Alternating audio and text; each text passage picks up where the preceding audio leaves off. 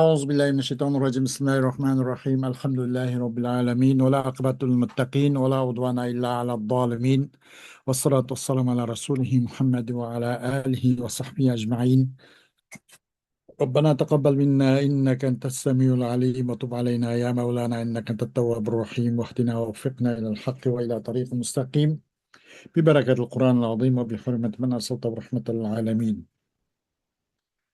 رب اشرح لي صدري ويسر لي أمري واحلل عقدة من لساني يفقهوا قولي وبعد Biz yuqorida Alloh subhanahu va taoloning fazl ihsoni va inoyati bilan Alloma al-Ustoz Abduvahhab al-Xallob degan kishining ilm usul fiqh degan risolasi haqida darsimizni davom qilgan bo'lib, 3-qismi mana qavoid usul lug'aviy.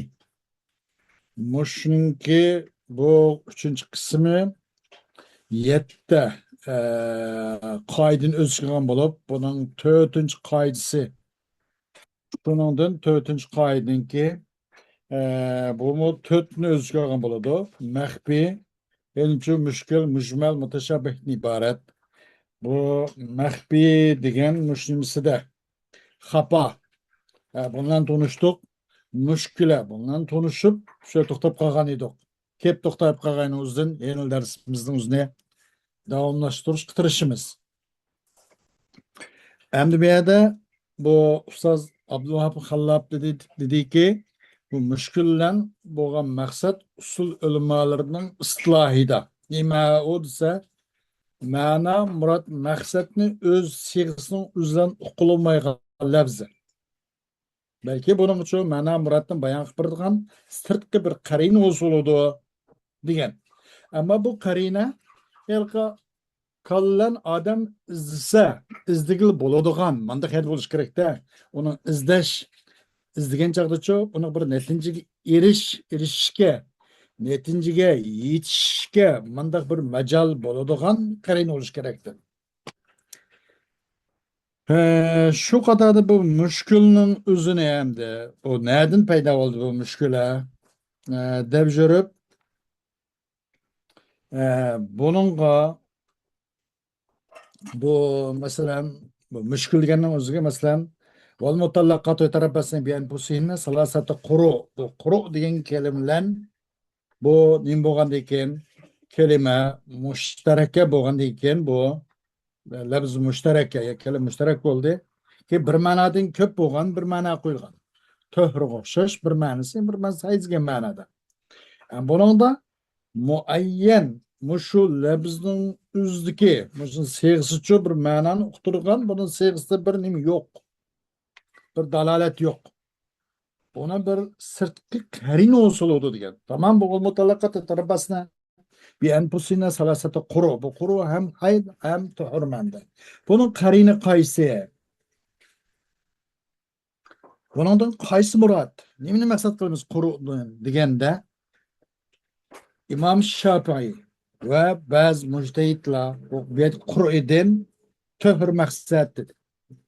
O qarina qaysi deganda qarinul xorijiya bo'lsimi ashu nima adatninkina salasatu quru'in deb yatarabbasna bi anfusina salasata quru'in deb salas degan kalimning muannas ishlatilishi quru'dan bu muzakkar bo'lganligi bu shu vajdan bu quru tuhur maqsad aydamasdir. Bu bundaq dalil keltirdi. Arabdan kalamida 3dan 9gacha adat ma'dudni akslan bo'ladi. Shunlashqa bu yerda adat muannas bo'ldi, ma'dud quru muzakkar. Yani bu tuhur, bundan qurudan maqsad tuhur degan. İmam Ebu Hanife ve Ebu Hanifçiler başka mujtahid ulamalardan bo'lgan. Bu bir tariq, bir Türküm ulamalar. Şunun bağlıki bir quru idim bo'lgan maqsad oyatki bu hayd bu maqsad. Bunun qarin nima desa, bunun qarina tevenki 3 delillarning o'zini mana mush 3 delilning jahdidan bu yerdagi qur'idin maqsad hayd maqsad tuhur emas degandi. Bu bunun hamda birinchi delil yoki birinchi qarina u qaysi desa, avvalan حكمة تشريع العدة فإن الحكمة في إيجاب العدة على المطلقة تعرف براءة رحمها من الحمل والذي يعرف هذا والحيض لا تحرم. أما برنج دليل برنج قرينة بهذه آية كريمة قروء حيض مقصد طهر مقصد أمس دегенге оған قرينة خارجية. Bu nima? Bu tabii üç delilini kelgan bulup birinci delil iddetinin yol koyuluşununki hikmeti. Bu hikmet iddetinin vacip oluş hikmet talak kılıngan ayallarga nispeten o ayalların rahminin çoğu hamledin boş ikenligini tunuş. Bunun da eğer hamle bolsa bunun aksi bolganlığı yani kandak bolganlığı bunun da eğer hayır bolsa bunun rahmi boş degan demektir. Eğer bu makap kılıp kalsa hayır bu makap kılıp kalsa bunun bir cennetin balığı töreninin balığını direkt durdu. Hikmet şu. Onda kuğandikin bu ne? Tuntuduğunuz hayız tuntudu. Töhremez. Değil. İkinci karine bu ayetninki bu Kur'an'ın özünün bununla oğan karine harici yani bundan hayır mı maksat? Töhürünün maksat emas, hayız maksat degenge ikinci muayyenleştirip bilgan karine hariciye olsa Allah subhanahu teala'nınki tevank sözü estaizu billah واللائي يئسن من المحيض من نسائكم إن ارتبتم فعدتهن ثلاثة أشهر واللائي لم يحضن. Hem de hayızın naimit doğu ayallar. Sizlerin ayallarınladın hayızdarlıktan naimit boğan ayallar. İşi biraz çoğup kalıp o hayızdarlıktan naimit doğallar. Eğer şakıp kıp kalsanlar bunun da hamle bir nas var mı yok mu degandek şakıp kıp kalsanlar olanın iddeti 3 ay. Vallahi lem yahizna ve kiçiklikten hem hayızlar bu muğallam şundak bunun ümitsiz olgan eş çoğunluktan boğallamı 3 ay idit 3 ay oldu. Kiçiklikten dahi hayızlar bu muğallam 3 ay boludu. Degen boldu bunun. Fe innehu ceale menatel i'tidadi bil eşhuri adamel haydi. Fedelle ala ennel asla huvel i'tidadu bil haydi. Çokum Allah subhanahu teala kıldı bu aylar bilen salasat eşhur gümüş eşhur bilen hayızның ne bilen katağı elişinin özüne bu hayızның bulmasını ilk eşhur bilen kıldı. Çokum Allah subhanahu teala kıldı menatel i'tidad iddetinki aylanmasını eşhur bilen kıldı. Eşhur bilen bunun ilk hayızның bulmaslığa yok eşhur talata eşhur deb aylar bekitdi bunu aylar bağladı. Onda koğanlıkin asli bu hududu bu ayet şunu hududu çokum asli o asli olsa hayızlan iddet keltiriş iddet tutuş töhürlenemez hayızlan iddet tutuş bu kurudun maksat hayd degan muşu bir qarina deydi. İkinci qarina bu. Üçüncüsü ve salisen kavlu Resul sallallahu aleyhi ve sellem talakul emeti sintani وعدتها حيضتان فالتصريح بأن عدة الأمة بالحيض بيان للمراد بالقرء باعتداد الحرة وأما تأنيس اسم العدد فلمراعاة تذكير اللفظ المعدود وهو القرء. Üçüncü bu karine hariciye buradaki kuru'dan hayd maksat töhür emas degan üçüncü delil. Üçüncü karine Peygamber sallallahu aleyhi ve sellem'nin dövenki hadisi. Emininki didek ayallarının talağı iki talak. Bunun iddeti iki haydı, üçtümde iki haydı. Bir yerdeki ve iddetu haydatan da aşkar keltiriş. Şundan çokum bu eminin iddeti haydlandı da. Eminin iddeti haydlan degep haydatan da aşkar keltügelikimizi bu maksat değil mi ki maksat Kur'an'ın Kur'an'ın muradı için bu bir bayan. Aşkara keltügelik bu yerde haydatan da keltürüş emenen editi haylan boğan editi iki ayda buna iki de demek iki hayat da bunu aşkar keltügelik bu Kur'an boğanın maksatını bayan kılış bu. Bir Kur'an boğan maksat bu diş hörnün editi de.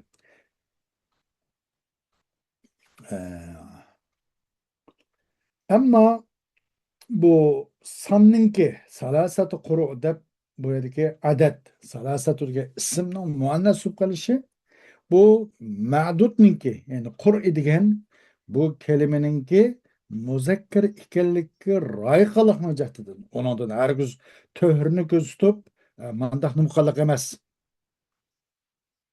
Onu göz tutqanlıqның jahtidan bu eliki bunundan töhrü maqsad tutqan emas. Bu ma'dudninki yani qur edigen ma'dudninki labzninki muzakkar ekanligiga rioya qilgan jahtidan bu yerdagi adatni chu salasa deb muannas keltirish bu deydi. Demek mushu o'xshash buningda bu quru degan labz mushtarak bo'ldi. Bu müştereknin özünden benim kılış için özünki kuyulgan, ina için kuyulgan ma'nani uqtirish için siyg'isida hech qanday bir dalalet yok. Bu başka buna sirtqi bir delil, sirtqi bir qarina buga ehtiyoj bo'lib qoladi. Qarina mana shunday bo'ladi. Hem bunun da bu aralıqdaki yani bir mesela bu Şafii'de deydi bunundan bu adetten mesela salasat kuru degenden bu salasat athar maksat deydi. Hem ahnaf deydi yok bunun salasat hiyad deydi. Bu Hanefi'nin delil mandak. Eğer cumhur ulemaları bağandek bunun üç töhr maksat deysek o talak mesela sünni talak töhrici doludu. Eğer hayd alet olsa bu bid'i talak olup kapalıdı. Demek bu talak ne doludu? Töhr alet doludu. Mesela bir ayalın özüne töhr alet talak kıldı değil. Talak kılgan olsa o birinci töhrününki yerim ketti degen gap. İkinci töhr tamam boldu. İkinci töhr o tamam oldu. Üçüncü töhr o mu tam oldu. Ama evvel töhrü yerim oldu. Yerimi o talak töhrünü çoğandayken yerim uçup ketdi, yerim kaldı degan gapda ikki yerim bo'lib qoldi. Belki salasatu quru degan bu salasa degan bu xosninki talivi bu ketib qolib qoldi. 3 degandan o 2 emas, 4 emas, ya 3 yerim emas, ya 2 yerim emas, 3 3. O vaqtda 3 yerim, 2 yerim bo'lish to'g'ri kelib qolib qoldi deydi. Chunki sunniy talaq töhrü ichida tushadigan bo'lgan ekan. Sunniy talaq töhrü ichida bo'lgan ekan. O hayz ichidagi talaq o'zi bid'iy talaq bo'lib qoladi bu. O yüzden bunun da bu eğer o töhrü ichida tushgan talaqning o'zidan mesela o tushgan vaqtning talaqning o'zini tushirsak o töhrünki tingi ketdi, tingi qilib qoldi, ikki yerim bo'lib qoladi. Avvalgi yerim hisab qilmasak, yerim hisab bo'lmasa, chunki erki töhr shu talaq töhralar tushgandan keyin yerim yo'q bo'lib qoldi. U vaqtda ikki yerim bo'lib qoldi. Mana 3 degan gap chiqmagan bo'ladi. Salasati quru yo'qolib ketib qoladi. Agar biz bu yerim hisobga olmaylik desak, o vaqtda bir töhre, ikki töhre, üçüncü töhre. Birinci töhre, ikinci, üçüncü töhre olgan buluş gerek. Buludu. Bu evvelkisini hesap almaganda o yerim yok olgandan yerim üçünü yeni koşulup 3 yerim bo'lib qoldi. Ya 2 yerim bo'lib qoldi, ya 3 yerim bo'lib qoldi. 3 degan gap yo'qolib ketib qoldi. Salasati quru degan bu xosning mujibi yo'qolib ketib qoladi. Shu yüzden biz buningdan hargiz töhrinolmaymiz, buningdan hayd maqsad deydi Abu Hanifa. Xo'sh, bu yerdagi hamda ishkal mashadin bo'ladi, mayda paydo bo'ladi deydi. وقد ينشأ الإشكال في مقابلة النصوص بعضها ببعض أي يكون كل نص على حدته على حدته ظاهر الدلالة على معناه ولا إشكال في دلالته ولكن الإشكال في التوفيق والجمع بين هذه النصوص ومثال هذا قوله تعالى ما أصابك من حسنة فمن الله وما أصابك من سيئة فمن نفسك مع قوله سبحانه قل كل من عند الله وقوله تعالى إن الله لا يأمر بالفحشاء مع قوله سبحانه وإذا أردنا أن نهلك قرية أمرنا مترفيها ففسقوا فيها فحق عليها القول فدمرناها تدميرا وسائر النصوص ظاهرها التعارض bazı böyle işgal payda болып қалды. Nəslənin bəzisi bəzilən ro-pro gibi қалған çağda bu işgal payda болып қалды deydi. Yani her qandaq nəs özünün tərifi beda. Tərif üstüdeki her qandaq nəs onun üçün mənisiga dalalatı zahir olur. Onun dalalatı hiç qandaq işgal yok. Lekin işgal nereden gel bu müşkül ise neslin arasını udullaştı. Va bu nesle ara bir cemileşte işgal payda bo'lib qoldi. Bo'lmasa alohida har bir mustaqil ishkal bo'lmaydi. Masalan, buning misoli Alloh subhanahu taoloning so'zidurki, ma asabaka min hasanatin faminalloh.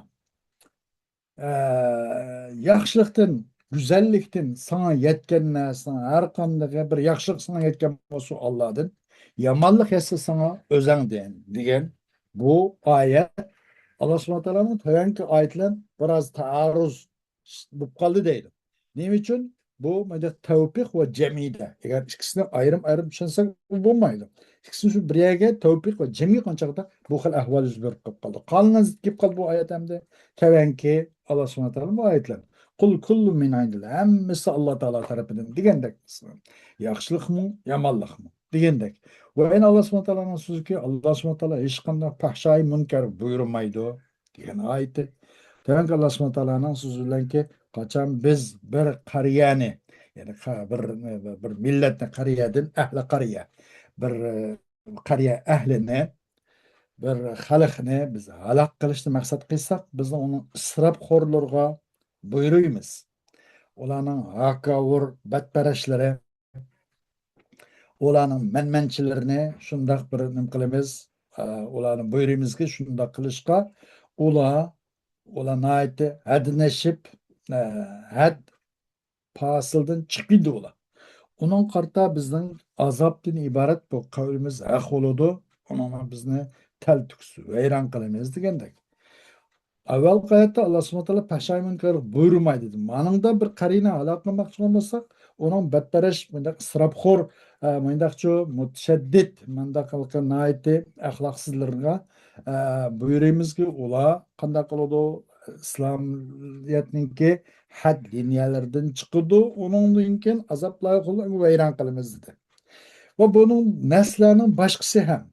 Bo'lamaz, onun başka neslerim şundak. Bunun görünüşü taarruz. Ama aslen hech qanday taarruz yo'q deydi. Amma والطريق لإزالة إشكال المشكلة هو الاجتهاد. Hem bu işgalini, bu müşkülünün işgalini zahir kılış için bugün yol kaysı müctehitlerinin ictihadi. فعلى المجتهد إذا ورد في النص لبز مشترك أن يتوصل بالقرائن والأدلة التي نصبها الشارع إلى إزالة إشكاله وتعيين المراد منه كما تبين من اجتهاد المجتهدين تعيين المراد بلبز القرء في الآية واختلاف وجهة نظرهم في هذا التعيين وإذا وردت نصوص ظاهرها التخالف والتعارض فعلى المجتهد أن يؤولها تأويلا صحيحا يوفق بينها ويزيل ما في ظاهرها من اختلاف وهذه في هذا التأويل إما نصوص أخرى أو قواعد الشرع أو حكمة التشريع. Endi bu işgaldaki bu müşkülünün işgalini yok kılış için qaysi yol var degende yol bunu da ictihat yolu var. İctihat kılış gerek müctehid. Müjtehit lazım o vaqtda qachonki nasda bir labz mushtarak kelib qolgan bo'lsa, buchu ulashqay bu müjtehit qarina va delillar bilan shariy ta'alachu u mushtarakniki u mushkilning ishkolni zoyil qilib o'tishga shari tiklab qo'ygan qarina va delillar bilan yetish kerak va inonda bo'lgan maqsadni tayin qilishga shariy ta'ala tiklab qo'ygan qarina va delillar bilan ulusha oladi.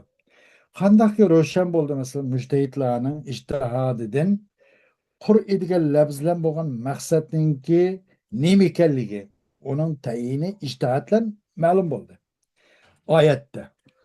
Va